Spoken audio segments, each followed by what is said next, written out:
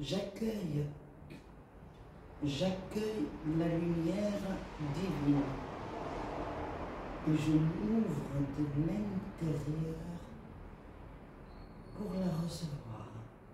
Je pousse en m'ouvrant à droite et à gauche tous les soucis, toutes les douleurs, tous les déboires, tout ce que je contiens à l'intérieur et qui fait barrage à cette belle lumière qui nous habite tous. Je me mets en état de réceptivité et je m'ouvre doucement. C'est dans cette lenteur que le thorax s'ouvre, comme un oiseau qui déploie ses ailes. Un oiseau, il ne va pas faire comme ça. Paf, je vole. Non, il va déployer. Et c'est quoi déployer? C'est un travail intérieur des muscles, des tissus, des tendons, de toute la structure du corps qui se comprime avec les soucis, le stress. D'ailleurs, le visage l'exprime.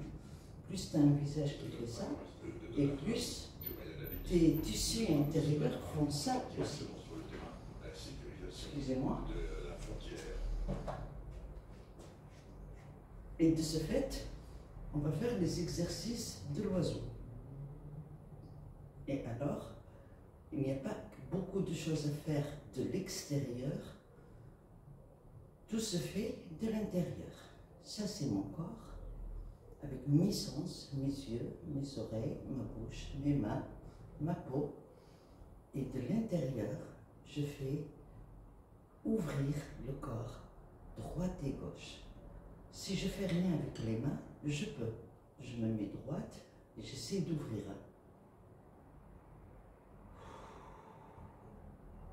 Je respire pas, j'ouvre, comme ça. On va faire ça 10 fois, doucement. Ouh. Car si le corps ne s'ouvre pas, les bras ne volent pas. L'envol se fait du dos, comme le chant. Il faut ouvrir le dos. Et donc on va ouvrir le dos. On ne voit pas grand-chose, mais on le sent. Donc ce qu'on doit faire, c'est se verticaliser le maximum et on commence l'ouverture. Et je vais la faire 10 fois de suite dans le rythme de mes tissus. Car si à l'intérieur je suis trop comme ça et j'essaie d'ouvrir, ça va faire des petites ouvertures. C'est pas grave. Si tu es déjà ouvert, ça va faire des grandes ouvertures. En fait, c'est une porte, une serrure sur l'âme, la lumière, et qui se colle par le stress. Et on va ouvrir nos tissus. Bon.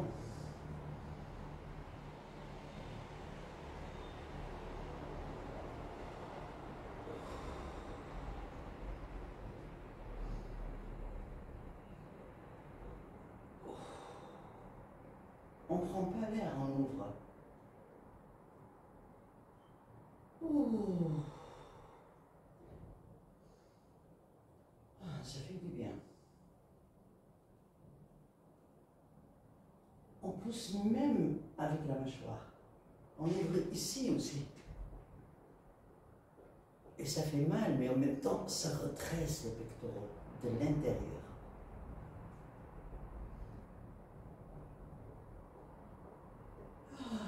En fait, c'est comme un tonneau. On a donné des coups de poing et c'est complètement avec des bosses partout de l'intérieur. Et on ne peut rien faire de l'extérieur pour le remettre. Il faut aller à l'intérieur et taper. Et bien nous, avec l'ouverture du corps, on remet le tonneau comme il était. Bien droit, bien ouvert.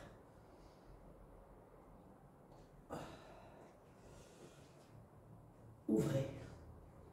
Et une fois qu'on a fait 3-4 exercices comme ça, on a fait un réchauffement intérieur musculaire et de tissu. Il n'y a pas que les muscles, il y a le fascia, il y a beaucoup de choses. Peu importe, ensemble, ce sont des tissus.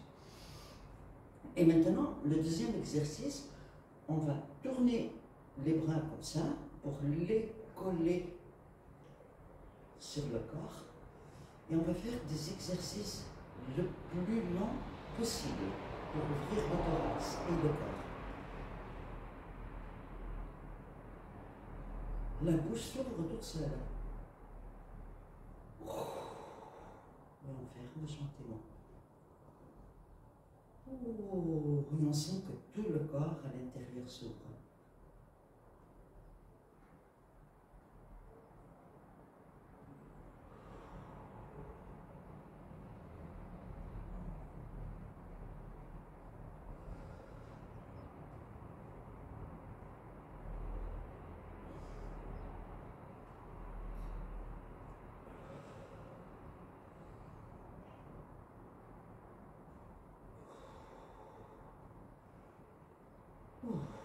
Je peux vous dire que j'ai obtenu des kilos d'oxygène. Car respirer sans ouvrir de l'intérieur, tout va dans l'endroit où c'est ouvert, que les poumons. Mais ouvrir et respirer, tout le corps respire. Et maintenant, on fait du lâcher prise. Alors, le lâcher prise, c'est comme si on va faire une danse au ralenti. On lâche. Moralement, spirituellement, on fait le vide. Car quand on fait le vide, qu'est-ce qui se passe? On est un élément de l'univers. Et bien c'est le logiciel universel qui va nous gérer, ce qu'on appelle l'abondant à Dieu. Et là tout va bien. C'est comme lorsqu'on dort, on ne fait plus rien. Mais alors, le système travaille, il est tout content. Il s'est débarrassé de notre stress, il s'est débarrassé de tout. Il fait son boulot, on se réveille en bonne forme. Et donc on va aller vers ce vide. On se masse, ou on sent des tensions, ou même pas tout ça. On se bat, on fait un combat intérieur. Là, mes pensées me disent, exemple, est-ce que cette vidéo est intéressante? Et bien si elle ne l'est pas, je l'efface et puis c'est tout. Maintenant je fais le vide. Mon but c'est pas faire la vidéo, c'est faire le vide en moi. Et en le faisant, et en filmant, j'aide les autres à faire le vide en eux. En fait, moi j'ai découvert ces exercices avec mon métier de peintre. Moi je fais tout ça avant de peindre. Pourquoi?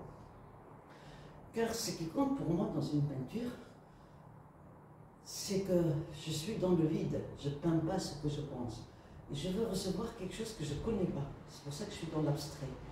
Et juste quand je suis bien respirée, bien droite, bien équilibrée, mes gestes deviennent équilibrés aussi sur la toile. Et alors les mouvements et tout, ça se recentre. Et d'ailleurs, la toile après, elle est ultra équilibrée. Celui qui la voit, il ressent l'équilibre que j'avais pendant que je l'avais. Donc, c'est dans cette recherche d'équilibre et d'ouverture à la réceptivité de l'intuition, des trésors du cœur, de notre richesse intérieure, la découverte du pouvoir divin, la transcendance du mental à l'âme qui m'a fait découvrir ces exercices. Or, ces exercices, ils m'ont aussi transformé, comme ils ont transformé mes tableaux. Et je me vois de plus en plus droit, de plus en plus de regard droit, mes épaules en arrière, et je commence à avoir plein de commentaires, comment tu fais pour rester comme ça? Et donc, je ne suis pas un coach d'exercice, mais c'est un partage très sérieux des exercices que je fais, car quand on est équilibré, tout ce qu'on fait va vite, tout ce qu'on fait est équilibré. Quand on est connecté et ouvert, on reçoit en plus de l'intelligence mentale la créativité, l'inspiration divine, l'inspiration de l'âme. On écoute son cœur, on prend ses émotions au lieu de les laisser enchevêtrées à l'intérieur comme une boule de sang à nous faire du mal, à oser aller dedans, à oser l'exploser. Tiens, je vous montre un tableau à ce sujet.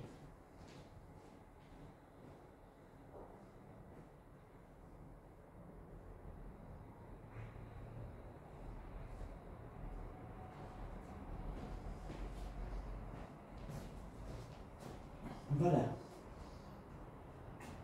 Allez dans ce pot d'émotions et laissez-le exploser. Vous allez souffrir peut-être un mois, un peu moins, Mais si vous faites les exercices, vous ne souffrez pas.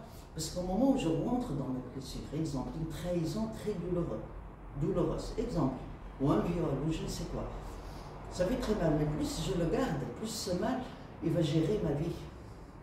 Il faut le sortir. C'est très dur de rentrer dans une expérience qu'on n'a pas aimée, mais il va falloir le faire. Mais il va falloir le faire comme un mineur. Un mineur, il va rentrer dans les c'est pas les caves, c'est dans la terre, peu importe le mot, pour chercher le charbon. Il met une lampe ici. Pourquoi? Car s'il ne met pas une lampe, un, il fait noir, deux, il va avoir des problèmes, il veut bien trouver le charbon, mais il ne veut pas toucher à d'autres matériaux. Exemple, et bien nous pareil, je vais rentrer dans ma mine intérieure, dans cette douleur qui m'habite, mais je vais rentrer avec une lampe de mineur. J'imagine que cette lampe de mineur, elle est dans mon centre, là. Et elle est aussi sur ma tête, et sur mon front, et partout. Je ne la connais pas, je la pose. Quand je rentre dans ma douleur, avec la lampe de mineur, exemple, un des souvenirs ici, qui vient, exemple, n'importe lequel, mon père m'a trahi. Il a été me dénoncer à l'école. Une histoire bête et stupide, que j'en suis sûre qu'il n'a même pas pensé, et moi elle m'habite jusqu'à il n'y a pas longtemps. Je vous la raconte, elle n'a pas beaucoup d'intérêt, mais je la raconte pour expliquer comment je rentre ma douleur avec la lampe de mineur pour trouver la sagesse de l'événement. J'allais à l'école, moi j'ai commencé l'école jeune, à 4 ans et demi. Je crois que j'étais en deuxième année ou troisième année, oui. Donc j'avais 5 ans et demi, 6 ans, toute jeune. C'était l'été, j'étais habillée avec une robe et un tablier, parce qu'on mettait un tablier bleu. Et puis en arrivant avec les élèves, toute heureuse, l'institut, elle se met devant moi. Voyez-vous, je la raconte aujourd'hui à mon âge, avec les mêmes larmes que j'ai vécues à l'âge de 6 ans. Et pourtant, ce n'est pas une grande histoire. Et elle me frappe ici et là. Au moment où je vous parle, je le sens encore. Mais sans aucune raison. Paf, paf, paf, paf, j'étais comme ça. Comme ça, tu apprends à ne plus manger la craie et le calcaire. En fait, instinctivement, je mangeais la craie, je sens l'envie de la manger, et aussi, chez mes grands-parents, ils ont un vieux manoir, ce qu'on appelle Bourges, et quand je dors chez eux, il y a une partie du mur qui est faite avec la chaux. Et donc j'y vais la gratter petit à petit toute la nuit, comme si et je mange. Peut-être je mange car j'ai besoin, ou peut-être pour ne pas faire de la poussière et me faire gronder. Et au lieu que mon père me dise qu'il ne faut pas le faire, peut-être qu'il me l'a dit, mais moi c'est instinctivement je le fais, il est allé le dire à la maîtresse. Et la maîtresse, sans crier gare, paf, paf, paf, paf, ma journée, je me cachais dans la classe, c'était terrible.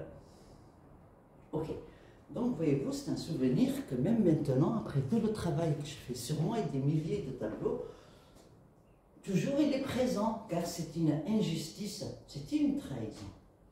Mais le père ne l'a pas fait pour une trahison, le père n'a pas pensé qu'un enfant va passer.